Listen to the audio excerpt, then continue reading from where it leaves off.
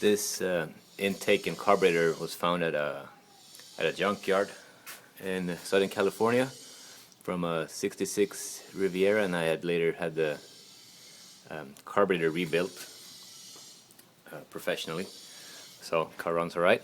And I think what's happened is a freeze plug that sits underneath the intake has gone out, and exhaust crossovers are that are supposed to heat the intake are it's leaking through there, causing the noise.